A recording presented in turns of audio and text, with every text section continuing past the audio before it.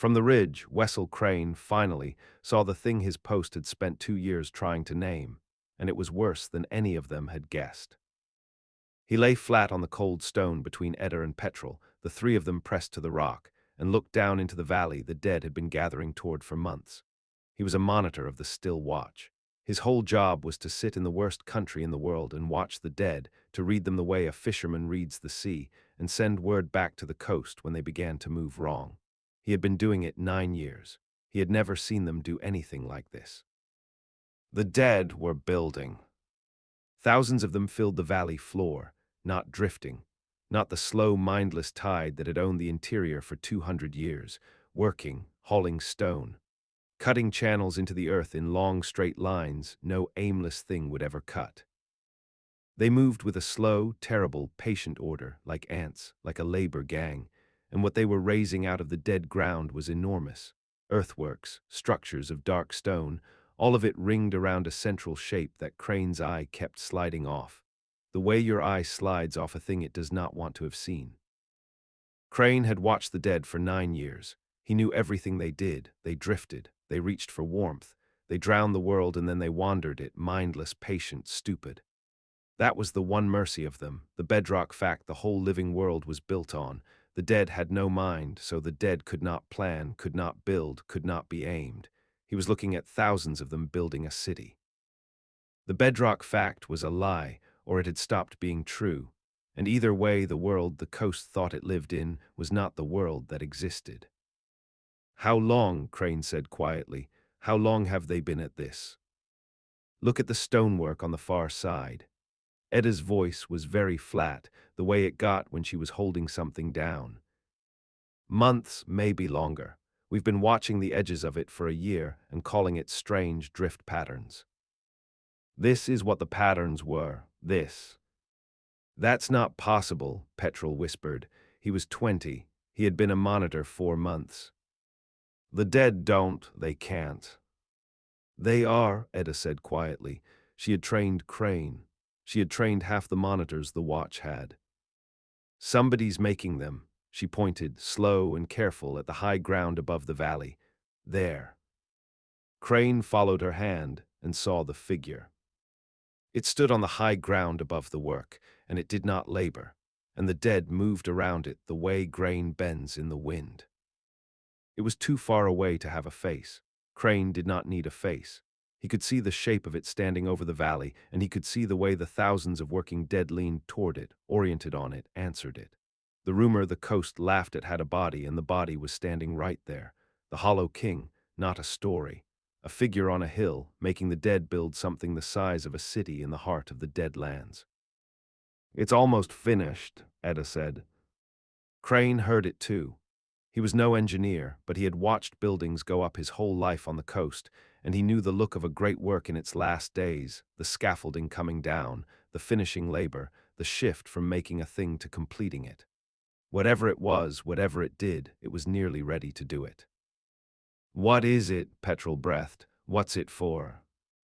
"I don't know," Edda said. "And it doesn't matter. It's the size of a city, the dead built it, and a man on a hill is finishing it. That's enough. That's more than enough.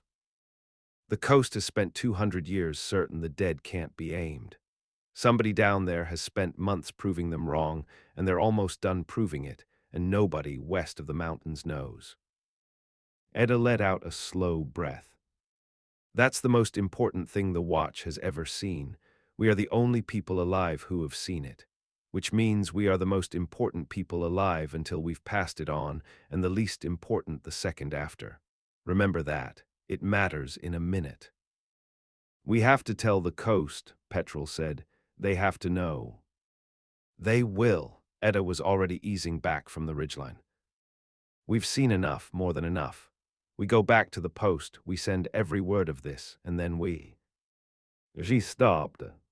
Crane felt it the same instant she did. The dead in the valley had changed. They were turning, all of them. Every working corpse in the valley had stopped working and turned to face the ridge, and the figure on the high ground had turned too, and it was looking at exactly the place where 3 monitors lay flat against the stone. "It feels us," Edda said.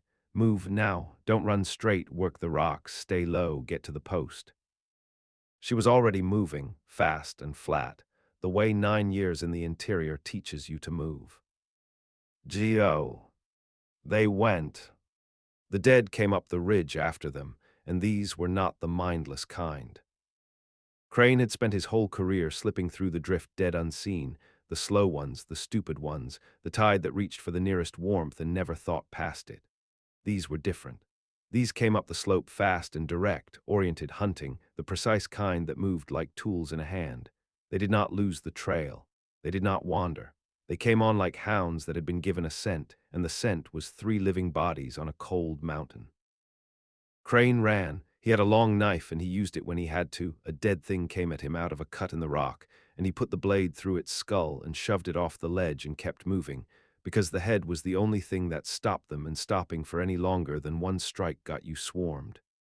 Edda was ahead, reading the ground. Petrol was between them, and Petrol was limping. "Petrol's hurt," Crane called. "I know, keep him moving," Edda said. She took them down a chute of broken stone, away from the open slope, into ground the dead would have to come through single file. It was good thinking. It was the right call. It was not enough because there were too many of them, and they did not tire and they did not stop, and the 3 monitors were living and would. The chute bought them 100 feet, and then the dead came into it after them, and Crane learned how the precise ones fought. A drift-dead thing would have come at him stupid and reaching. These came at him smart. The first one down the chute fainted high and grabbed low, and only 9 years of instinct put his knife where the feint became real. The second came while he was still pulling the blade free, and he took a cold hand across the face, claws opening his cheek, before he got the knife up and through its eye. He felt the blood run hot down his jaw in the cold air. He did not stop. He grabbed Petrol by the collar and hauled the boy down the chute ahead of him and kept his blade between them and the things coming after. "They're hurting us," Edda said from the front, breathing hard. "Feel it. They're not just chasing. They're pushing us left, away from. There's something they don't want us reaching." She made a hard choice in half a second, the way she made all of them. "So we go left. Whatever they're keeping us from is the post or the relay, and that's exactly where we need to be. Move." They came off the mountain into the broken country below it with the dead strung out behind them, and they ran for the post, because the post had walls and supplies, and the relay, the thing that could send Crane's knowledge west before the dead caught up to it. The post was the whole plan now. Reach it, send the word, and at least the dying would mean something. They reached the post at dusk, and the post was already gone. Crane saw it from the last rise, and his stomach dropped out of him. The hidden post he had lived in for 2 years, the dugout, the watch slit, the careful camouflage of a place built never to be found, had been found. The dead were already there. A knot of the precise ones, the directed ones, stood in the wreck of it, and the relay that sent words to the coast, was smashed apart in the dirt. Whatever was driving the dead had not just felt the monitors on the ridge. It had known where they lived. It had sent something ahead. And it had done the smashing on purpose. That was the part that turned Crane cold. Drift dead wrecked things by accident, by weight and hunger, knocking a place apart trying to reach the warmth inside it. This was not that. The relay had been singled out and broken, the one object in the post that could send a word west, found and destroyed first by dead that knew what it was for. Something out here understood the watch. Understood that the danger was not 3 monitors with knives, but 3 monitors with a way to talk to the coast. It had come to cut the line before it cut the throats. "They knew," Crane said. "Edda, they knew where the post was. They knew what the relay was. "I see it," Edda said. Her voice had gone flat and hard. The relay was dead. The walls were full of the directed dead. And behind them, coming down off the mountain, was the pack that had chased them the whole way. They were caught between the two, in the open, with no way to send the word and no wall to put their backs to. Edda made the call in about 2 seconds because that was how long good commanders took. "Crane, you carry it. You've seen the most, you remember the most, you go." She pulled the pack off her own back and shoved it at him. Rations, the things a runner needed. "West, don't stop. Tell them it's real and it's almost done. Petrol and I will pull them off you." "Edda," Crane started.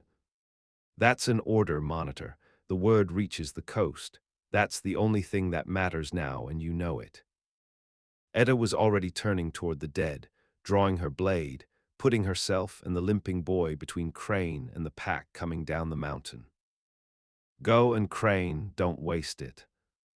Petrel looked at Crane.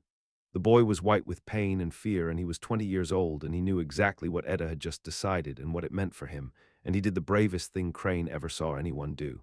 He smiled, a small shaking smile, and he said, "Tell them I helped watch it. Tell them the post saw it first." Then he turned to stand beside Etta, putting his hurt body between Crane and the dead, lifting his blade in a hand that shook. Crane went. It was the hardest thing he had ever done, and it was not close. He turned his back on the two of them and ran west into the dark, and that was the last time he saw either of them standing. He did not see them die, he heard it. He was already running west the way Etta had told him, and behind him he heard the sounds of two people selling their lives to buy him distance. Etta's voice, sharp and steady, calling something to Petrel, the clash of blades on dead flesh, the boy crying out once, and then fewer sounds, and then the wet, heavy sounds that meant the dead had closed over the place where his post and the woman who trained him and the boy who could not run had been. He did not turn around. Turning around would not have helped them and would have cost him his footing, and Etta would have been furious with him for even thinking about it. The word reaches the coast.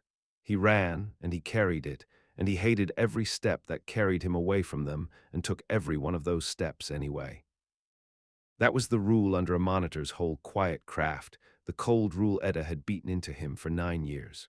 The report matters more than the reporter. He had always thought he understood it. He understood it now in a different way, a way he would not wish on anyone, running alone in the dark with the sounds of two people dying behind him so that the thing in his head could live. By the second day, the only thing keeping Wessel Crane alive was the knowledge itself, because a man will carry a weight for other people that he would put down for himself. He went over it every few hours. He made himself because he was not sleeping, and a tired man forgets, and this was the one thing he could not forget. The Hollow King is real. He is building something enormous in the deep interior. It is almost finished. That was the whole of it. That was what Etta and Petrel had died for. 200 miles, a mountain range, and an army of the dead between him and anyone he could tell. The running was not a sprint. The interior never allowed sprints. It was a long grind, move when the dead gave him room, freeze when they did not, read the ground with a sense 9 years had sharpened and no sleep was wearing down. The drift dead were everywhere, the ordinary mindless tide, and slipping through them was the one thing Crane was better at than almost anyone alive. That was the single advantage he had. The hunters behind him controlled their own dead, the precise ones. They did not know the drift the way he did. As long as that stayed true, he had a chance. Twice on the second day, the tiredness almost killed him. Once adrift, he had read as moving off curled back, and he went flat in a frozen stream bed and lay in the cold water while they passed close enough to touch, not breathing, until they were gone. Once he simply misjudged, looked up, and found a dead thing already turning toward him, and got his knife through its skull a half-second before it would have had him. He crouched over the body with his heart slamming and made himself breathe slow. That was the warning. The tiredness was winning. He had to rest, or the next mistake would be the last. And there was the country itself, which did not care about any of it. The interior killed monitors with the dead, yes, but it killed just as many with the cold, the bad water, the long open stretches with no cover where a man had to simply walk and hope the dead were thin. Crane crossed one of those near midday, a flat gray waste a mile wide with nowhere to hide, and his sense reaching out ahead for any thickening of the dead, and he crossed it at a steady walk because running would have spent him and walking would not, and every step of it his skin crawled with the certainty that something would rise out of the flat ground ahead. Nothing did, that time. He reached the far cover and crouched and shook for a minute, and then made himself go on, because shaking was not a step. He rested when he had to, and not 1 minute more, because the hunters were back there, and they did not rest at all. Late on the second day, they almost had him. He had stopped to drink at a half-frozen seep, down in a fold of ground where his sense reached less far than he liked, and the first warning he got was the wrongness, drift dead near him going from aimless to oriented, all at once, turning toward the high ground at his back. The hunters had crested the rise behind him and pushed their directed dead down into the fold to flush him. And for a moment Crane was caught in the low ground with the precise dead coming down one side and the open seep at his back. He did the only thing that had ever worked. He went into the drift. The fold was thick with the ordinary dead, the mindless tide, clustered around the water. The hunter's tools were precise but few. Crane knew where every drift-dead thing in 200 paces stood, and the hunters did not, so he broke sideways into the densest part of the tide, where a man who could not read them would be pulled down in seconds. He went through the gaps fast and low.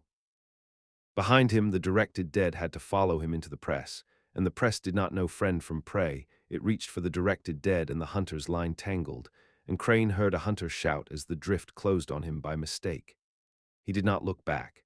He came out the far side of the fold with his lungs burning and his legs shaking, and the gap between him and the hunters bought open again, an hour wider, maybe two, not more, but open. It was not a victory. He was learning there were no victories out here, only the next hour bought at a price. But he was still moving, and still west, and still carrying it, and on the second day that was the only scoreboard that counted.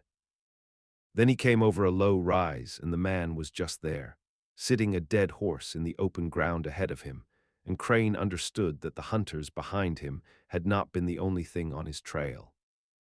He knew what he was looking at the moment he saw it. The hunters who had chased him from the post were interior men, hard and competent, but they were soldiers. This was something else. The man on the dead horse wore dark, layered armor and sat the way men sit when they have commanded other men for a long time, and around him the dead stood in ordered ranks, not drifting, not hunting, just waiting, dozens of them, holding position like a unit on parade. A living commander of the Hollow King, out in the dead country, with a formation of the dead at his back that answered him the way troops answer an officer. Crane had heard the monitors trade rumors of such men. He had never wanted to meet one. "Still watch," the man said, not a question. He looked at Crane's gray, at the wound, at the exhaustion, and he read all of it in a glance, the way a professional reads another professional. "You came off the ridge, you saw the work. Something almost like courtesy in it, and under the courtesy nothing at all. You've run a long way with it. That was well done. It ends here." Crane did the math in about a second, because that was all the time he had, and the math was simple and terrible. One commander he might have run from. The formation of the dead around him was the problem.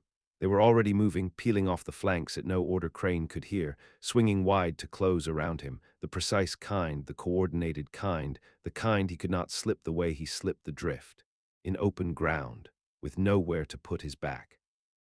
Against a man who did this for a living, and dozens of dead that moved as one. He was overmatched, completely.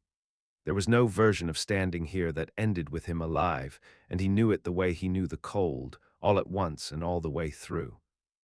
So he did not stand.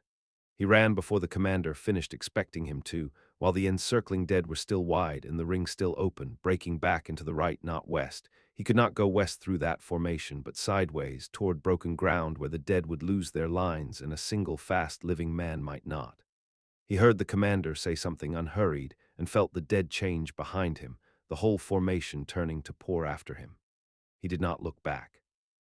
He hit the broken ground with his lungs already failing and went into it the only way he knew, reading the rocks, taking the gaps, putting stone between himself and the ordered dead, so their coordination meant less, and his knowledge of the ground meant more.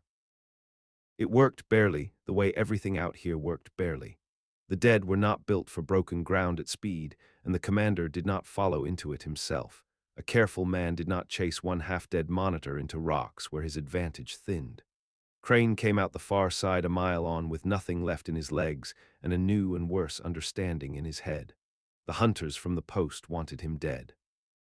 But there was a asterisk commander in the field now, a man with a formation, which meant the Hollow King had not sent dogs after the monitor who saw his secret. He had sent an officer. The thing in Crane's head was worth an officer and a company of the directed dead, and that told him, better than anything he had seen on the ridge, exactly how badly the Hollow King did not want the coast to know. Which meant the coast needed to know even more than Crane had thought. He took that, too, and ran west on it. He thought about the coast to keep his legs moving. Etta had taught him that too. The interior wants you to stop, she used to say, not by killing you, by making you believe stopping is the same as resting. It isn't. Stopping is just dying slower. The runners who make it keep the coast in their head and the dead at their back and put one foot down and then the next, and they do not let the size of the thing into the part of them that moves their legs. So Crane kept the coast in his head. He thought about the lantern coast, the real one, the walls that faced east and the lights along the water, and the towns that still believed the dead were only a tide.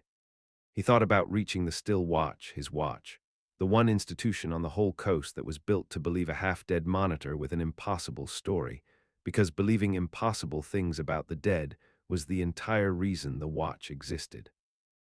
And he thought about Lavinia. She had founded the watch.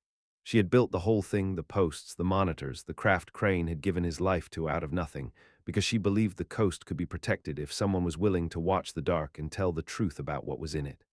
Crane had met her twice. Both times he had come away certain of one thing: if he could get this to her, she would not file it and lose it the way the other coastal powers lost things. She would believe him. She would act. The second time he met her, she had asked him about his post, not the reports, the post, the actual place, whether the camouflage held in winter, whether the watch slit fogged in the cold, small real things that told him she had once done the work herself and had not forgotten it. At the end she had said a thing he had carried ever since. Every monitor is the coast's eyes in the dark. If you ever see something the coast needs to know, you get it to me, and you do not let anyone tell you it can wait. The dead do not wait, neither will I. He had thought it was just a thing a founder said to a young monitor. Now he was a half-dead man in the dead lands, with the worst thing the watch had ever seen in his head, walking toward the one person who had told him, to his face, that she would believe it. He held on to that. It was worth more than the rations. That was the thought he ran on when the fear burned down to nothing. Not the coast in general. Her. Reach her, say the words, and the dying would have meant something. Etta and Petrol had spent their lives to start this thing moving west. Crane was going to finish it. He was going to put it in the hands of the one person who would do something with it, or he was going to die with his face pointed at her city. Near dawn on the second day, he found high ground and let himself stop, because a man who never stops just falls down in the open eventually. He wedged into a cleft of cold stone where the dead were thin. He ate. He looked at the cut he had taken somewhere in the flight, not deep but bleeding, and he bound it tight and tried not to think about whether blood drew the dead the way warmth did, because the watch's lore did not say, and now he was finding out the hard way. And from the high ground he could see, far to the west, faint and gray against the lightning sky, the broken line of the gray teeth. The mountains he had to cross. They looked very far away. They were very far away. Past them the coast was further still, days of dead country and a watched mountain range between here and there. He sat with the size of it for a moment, the distance, the mountains, the hunters behind him, the cut in his side, the two graves he had not dug and could not dig. Then he stopped looking at the mountains, because looking was not a step and he could only afford steps. He finished the food. He checked the binding on his ribs. He stood up. He turned west, one tired monitor with a knife and a wound and the worst news in 200 years, and he put one foot down and then the next. Reach the coast, reach the watch, reach Lavinia, say the words. He said it to himself like a drumbeat and walked to it. He had gone perhaps a mile when he stopped and looked back once, the way you check a wound to see how bad it is. Far behind him, down the gray length of the valley he had crossed in the night, he saw them. Small with distance but unmistakable, figures moving, steady, not hurrying, because they did not need to hurry. The directed dead did not tire, and the hunters driving them knew it. They came on at the same pace they always came on, the pace of a thing that has all the time in the world and a target that does not. They had closed the gap he bought at the seep. They would close the next one too. Crane looked at them for 3 breaths. Then he turned his back on them and faced the mountains, because looking at the hunters was not a step either, and he had learned the only arithmetic that mattered out here. He could not outrun them, but he did not have to. He only had to reach the coast before they reached him. It was a race, and he was losing it slowly, and slowly was still time, and time was all he needed to turn the worst news in 200 years into a warning the coast could act on. Behind him, not far enough back, the hunters came on through the gray.